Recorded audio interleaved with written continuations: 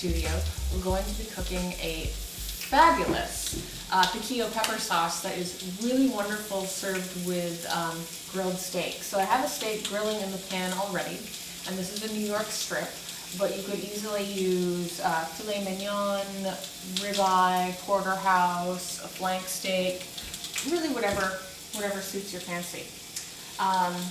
So while the steak is grilling in a grill pan, we can start making our sauce. And our sauce is based on these piquillo whole peppers that are roasted.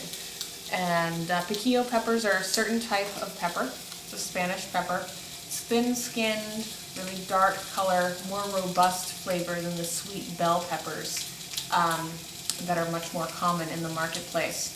So if you can't find piquillo peppers, go ahead and use 1.5 roasted red peppers in exchange for the 3 piquillos that this recipe calls for. And I love this recipe. I get to use my blender. It's the best. Okay, so we're going to use 3 peppers. So 1, 2, and 3. And you can see how they're small, how small they are. You can see that they're kind of pointed, elongated and pointed at the end. And they're very thin-skinned, okay? They're delicious. So 3 of those. And I have 2 tablespoons of sherry vinegar. I have 1 tablespoon of horseradish. I have 1 tablespoon of honey, so that's your honey.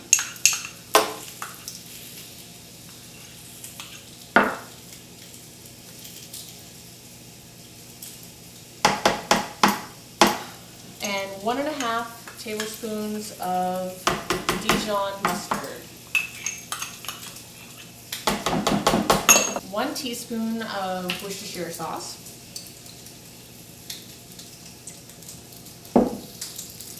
And 1 tablespoon of molasses.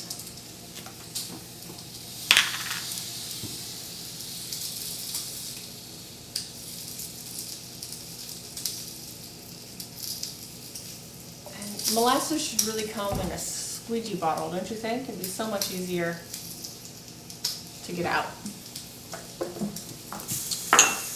Okay. Now let's check on our steak, which is cooking away. So if you want to get the fancy grill marks on steak, you grill at 10 o'clock with a steak pointing at the 10, if this were an imaginary clock. And then you change it to 2 o'clock. So really you're just shifting from 10 to 2. And that'll give you the really pretty kind of crosshatch marks on your steak. See our pretty little crosshatch marks? It's just like a restaurant. And if the steak's a little thick and you don't want to finish the cooking it on the stove top, you can finish it in the oven.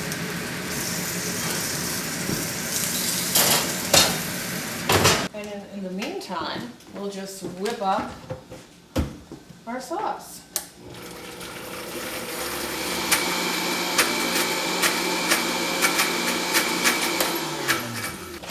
And you may want to scrape down the sides.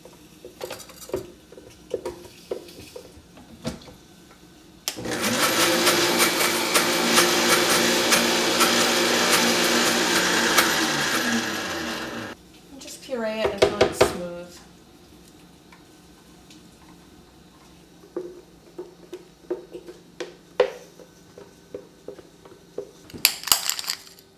Pepper. Just give that a stir. That's a beautiful color. You could garnish it with parsley if you wanted to.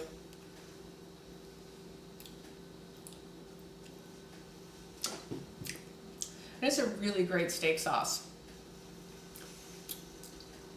You get the little bit of the heat of the horseradish, but that's tempered by the honey. The blackstrap molasses that I use, just a teaspoon, it adds just a little base note to the sauce. It grounds it a little bit. A little earthy component there. The peppers are a little sweet and smoky. It's just beautifully balanced, super easy to make, very impressive. If your guests come over and you make this for them, you don't have to tell them it's easy. You can just say, oh, I just whipped it up. Just whipped it up, that's it. Be great on chicken wings too. Yeah, I would definitely maybe toss some chicken wings in this sauce and then either grill them or roast them in the oven on a high heat, and they'd be delicious. Let's check on our steak.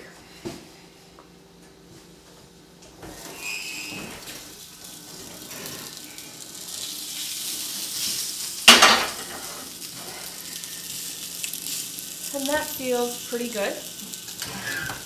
Feels like it's about medium rare.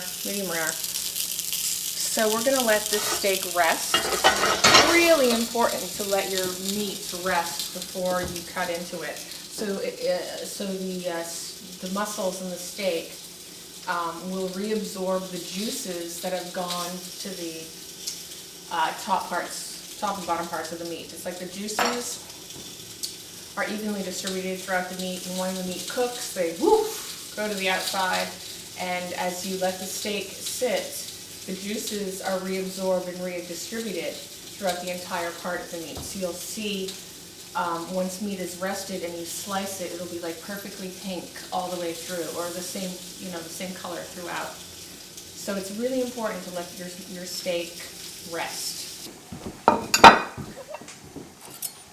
So our steak has rested for about 10 minutes or so, 10-15 minutes. And now we'll go ahead, we'll slice into it.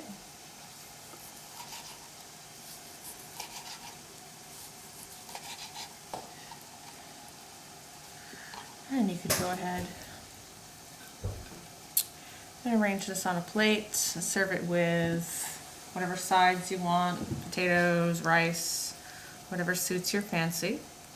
Or if you wanted to make just a platter for a buffet, you could fan the meat out like I'm doing here. All pretty.